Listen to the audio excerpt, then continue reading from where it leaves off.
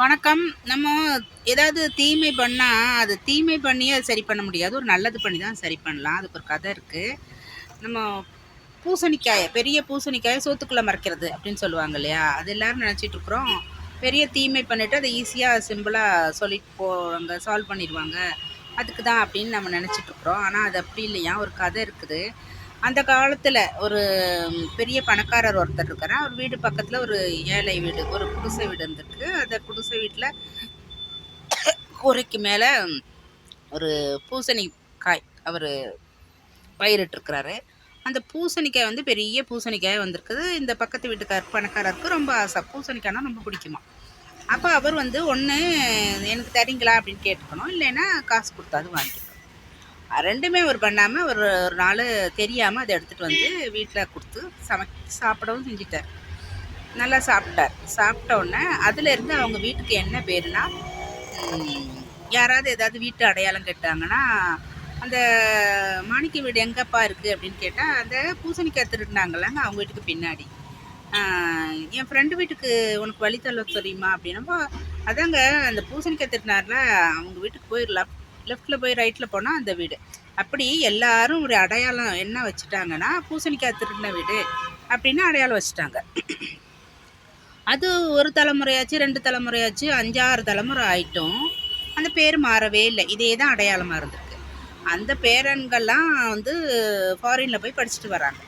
படிச்சுட்டு வரும்போது அப்ப சொல்றாங்க, "இந்த இந்த பையனா இந்த இந்த பையன் யாருன்னா, அந்த பூசணிக்காய் திருடுனாங்க பார்த்தீங்களா? அந்த அந்த கொள்ளு தாத்தாவோட பேரன்" அப்படின்னு சொல்ல ஆரம்பிச்சுட்டாங்க. அந்த பையனுக்கு ரொம்ப ஷேம் ஆயிடுச்சு. என்னடா இது நம்ம பேருக்கு பின்னாடி திருடு திருடு திருட்டு பட்ட மாதிரி வருதே அப்படின்னு சொல்லிட்டு ரொம்ப சங்கடமாயிருச்சு. அப்போ பெரியவர்கிட்ட போய் அந்த பையன் கேட்டான், இந்த பேர் போகிறதுக்கு ஒரு வழி சொல்கிறீங்களா ஐயா அப்படி அப்படின்னு கேட்டப்போ, வழி இருக்கா அப்போ அந்த பேர் போகிறதுக்கு இத்தனை தலைமுறை ஆயிடுச்சு அந்த பேர் போயிடுமா அதுக்கு வழி இருக்கான்னு கேட்டப்போ, இருக்குப்பா. நான் சொல்கிறத நீ செஞ்சால் அந்த பேர் போயிடும். என்ன வேணாலும் சொல்கிறாங்க செய்கிறேன் ஐயா, இந்த பேர் மட்டும் எனக்கு போகணும் அப்படின்னு அந்த பையன் சொல்கிறான்.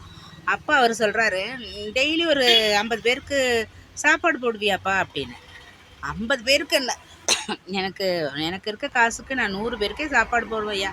நீங்க சொல்லுங்க அப்படின்னப்போ, டெய்லி நீ 50 பேருக்கு நீ 100 பேருக்கோ நீ வந்துட்டு மதியம் சாப்பாடு நீ போட்டுரு அப்படின்னப்போ, அந்த பையனும் சரின்னு சொல்லி எல்லாரும் வாங்க 100 பேர் வாங்க எங்கள் வீட்டுக்கு மதியம் சாப்பாடு. ஆதரவற்றவர்கள், அனாதைகள், ரொம்ப ஃபினான்ஸ் ரொம்ப குறைஞ்சவங்க, பணம் இல்லாதவங்க, உங்களுக்கு சாப்பிட விருப்பம் இருக்கிறவங்க கூட எங்கள் வீட்டில் வந்து சாப்பிடுங்கன்னு சொல்லி டெய்லி சாப்பாடு போடுறான். 1 மாதம் 2 மாதம் 3 மாதம் ஆயிடுது. அந்த டெய்லி கரெக்டான சாப்பாடு கொடுத்துட்டே இருக்கிறான் அந்த பையன். அதுலேருந்து என்ன பேர் வந்ததுன்னா, யாராவது ஏதாவது அட்ரஸ் கேட்டால், உங்கள் பெரியப்பா வீடு எங்கே இருக்குது அப்படின்னா, அதான் டெய்லி சாப்பாடு போடுவாங்கல்லங்க அவங்க வீட்டுக்கு பேக்கில் தான் எங்கள் பெரியப்பா வீடு இருக்குது. இந்த டெய்லர் கடை வீடு எங்கே இருக்குது அப்படின்னு கேட்கும்போது, டெய்லி சாப்பாடு போடுவாங்கல்லங்க. ஒரு நாள் கூட நான் கூட போய் சாப்பிட்ருக்குறேன். ரொம்ப அருமையான சாப்பாடு. அதில் போயிட்டு அந்த வலது பக்கம் போயிட்டு கொஞ்சம் 2 தெரு தள்ளி போனீங்கன்னா, அந்த டெய்லர் வீடு அப்படின்னு சொல்லி, அந்த அட்ரஸ் குடுக்குறது, இப்படி வந்து சாப்பாடு குடுக்குற வீடு அப்படின்னு சொல்லி அதோட பேர் வந்துருச்சு. அந்த வீட்டுக்கு பேரு சாப்பாடு குடுக்குற வீடுன்னு. அதுதான் முழு பூசணிக்காய சாப்பாட்டுக்குள்ள மறைக்கிறது. இதோட அடிப்படை கருத்து என்னன்னா, நம்ம ஏதாவது தீமை பண்ணோம்னா, அது தீமைய வச்சு அழிக்க முடியாது. நன்மை பண்ணி தான் அது பேர மாத்தலாம். அதுதான் இதோட ஓகேங்களா? சேனல் பிடிச்சிருந்தா சப்ஸ்கிரைப் பண்ணுங்க, லைக் பண்ணுங்க, ஷேர் பண்ணுங்க.